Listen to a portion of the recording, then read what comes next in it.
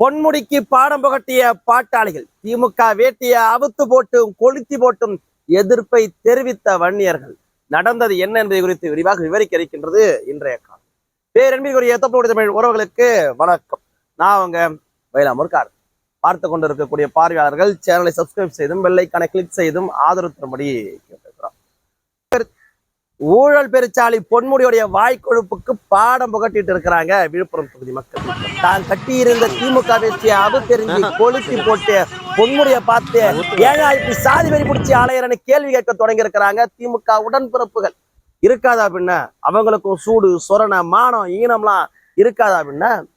மருத்துவர் ஐயாவை பார்த்து நீ ஒருமையில பேசினா பொறுத்து கொண்டு இருக்க விழுப்புரம் மக்கள் என்ன சூடு சொரணற்றவர்களா? ஏன்னா இந்த ரெண்டு சமுதாயம், மன்னிய பெருஞ்சமுதாயமும் பழைய சமுதாய மக்களும் உரிமைகளை பெற்று அடித்தட்டு நிலையிலிருந்து மீண்டு வந்து அவர்களும் அதிகார மையத்துல அமருன்னு ஐயா போராடிக்கிட்டு இருக்கிறாரு. நீ நான் என்ன சொன்ன, இந்த எஸ்சி மக்களை பார்த்து எஸ்சி பிரசிடண்ட் தானே அப்படின்னு சொன்ன நீ இந்த பழைய சமுதாய மக்களுக்காக போராடுற போராடியா? இப்ப தூக்கி பிடிச்சிட்டு வரைய வன்னியர்களுக்கு எதிராக பழையர்களை ஒன்று கொம்புசி உரிய எதுக்காக? இந்த ரெண்டு சமுதாயமும் மோதிக்கிட்டாத்தான், இந்த ரெண்டு சமுதாயமும் அடிச்சுக்கிட்டாத்தான் நம்ம குளிர்காய முடியும். நம்ம ஊராஞ்சொத்தை அடிச்சு பிடுங்கி கொண்டாட்டி சகிதமா கோர்ட்டுக்கும் போயிட்டு வர முடியும். அந்த எண்ணம் தானே உனக்கு? அந்த எண்ணம் தானே உனக்கு? பெண்களை இவர் அப்படியே மதிச்சு கிழிச்சு விடுவாரு. ஓசி பஸ் தானே சொன்னது, நீ தானே ஓசி பஸ் தானே.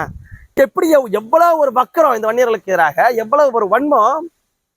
பிஜேபி கூட கூட்டணி வச்சுட்டாங்களாம், சேராத இடம் தண்ணீர் சேர்ந்தாராம். யாரு சொல்றது?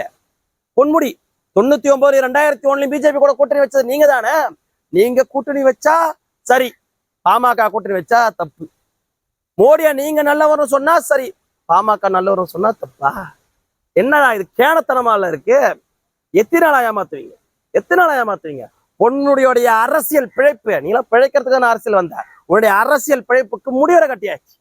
உன்னுடைய அரசியல் பிழைப்புக்கு இனிமேட்டும் ஒரே ஒரு மானமுள்ள வன்னியம் கூட விழுப்புரத்துல உனக்கு ஓட்டு போடுவான்னு நினைக்கிற?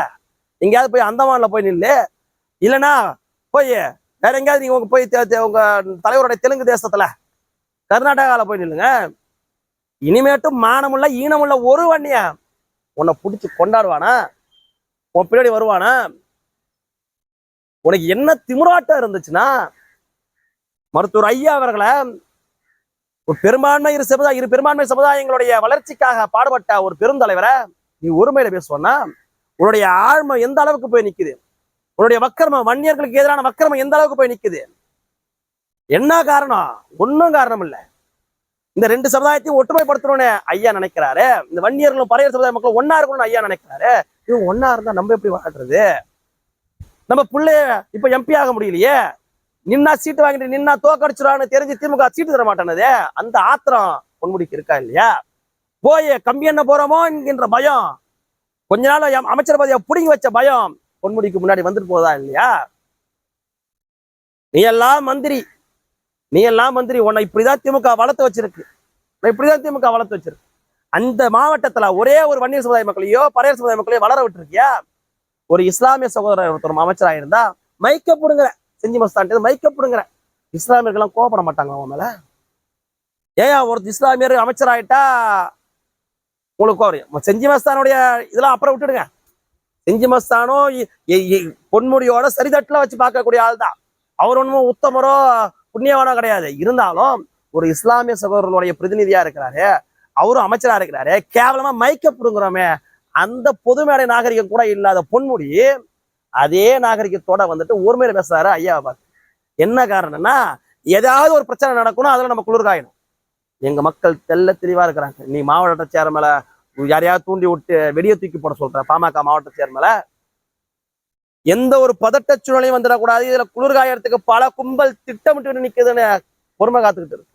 இந்த பொறுமை காத்துறதெல்லாம் பொன்முடி இந்த ஊழல் பெருச்சாலி ஊராஞ்சொத்தை அடிச்சு திங்கிற திமுகவுக்கு வேணாம். இந்த இரு பெரும் சமுதாயங்களை வாழ விடுங்க ஐயா, அது போதியா, வாழ விடுங்க. அதிகாரத்துல அமைச்சரா இருந்துட்டு அப்படியே தின்னு கொழுத்துட்டீங்க. ஊழல் வழக்குக்கு இனிமேட்டு கோர்ட்டுக்கு ஏறுங்க, கோர்ட்டுப்படி ஏறி வாங்க. உனக்கு வேற திரும்பி அமைச்சர் பதவி தூக்கி கொடுக்குறாங்க பாரு திமுக. எங்கெல்லாம் தமிழ்நாட்டு மக்களை எவ்வளவு கேனத்தனமா கேவலமா நினைச்சுக்கிட்டு ஒரு அமைச்சர் கம்பி அணிட்டு இருக்கிறாரு, இன்னும் அமைச்சரா இருக்கிறாராம். இன்னொரு அமைச்சர் கோர்ட்டு படியேறி வந்த உடனே அவருக்கு அவசரமா அமைச்சர் பதவியை கொடுத்து விடணும். ஏன்னா கல்லா கட்டணும் இல்ல, சரியா சந்தா கட்டிட்டு வராட்டு. இவர் முனைவர் பட்ட எதிர வாங்கியிருக்கிறாரு, முனைவர் பட்டம் வாங்கியிருக்கிறாருங்க இவரு பொன்முடி. எதுல? இந்த இரு பெரும் சமுதாயங்களை அழிச்சொழிக்கிறதுல, சாதி மோதலை ஏற்படுத்துறதுல, இந்த சாதி மோதலை ஏற்படுத்தி அதுல குளிர் காயறதுல, தாம் புள்ள தாம் பேர புள்ள அப்படின்னு வாழ வச்சுக்கிறதுல. எழுதி வச்சுக்கிங்க, எழுதி வச்சுக்கிங்க. வன்னியர்கள், பறையர் சமுதாய மக்கள் இந்த முறையில எந்த முறையும் இனிமேட்டு பொன்முடிய அந்த தொகுதியில எழும்பவே விட மாட்டாங்க. குறிச்சு வச்சுக்கிங்க. இப்ப ஏறாருங்களே நம்ம விசிகாவுக்காக பானையெல்லாம் தூக்கிக்கிட்டு நின்றுக்கிட்டு நாங்க ஓட்டு கேட்கிறோன்னு உள்ளடி வேலைலாம் பாக்குறாருங்களா கேள்வி, அதெல்லாம் அடுத்த கட்ட விஷயம், அது அவங்க கட்சி விஷயம். பண்றாங்களே ஏன்? இதே ரவிக்குமார் அவர்கள் கேட்க வேண்டியதானே, எஸ்சி பிரசிடென்ட் தானே கேட்டாரு. ஏன் எஸ்சி பிரசிடண்டா இருந்தா உங்களுக்கு என்ன வலிக்குது? இந்த சமுதாயம் பிரசிடண்டா இருக்கக்கூடாதானே கேள்வி கேட்க வக்கு இல்லையா விசிகா வேட்பாளருக்கு? நீங்க பக்கத்துல நீ சிரிச்சுக்கிட்டு போஸ்ட் கொடுக்குறீங்களே, நீங்க ஜெயிச்சா போதுன்னு அன்னைக்கு கேள்வி கேட்டிருந்தா இன்னைக்கு இந்த பேச்சு வருமா?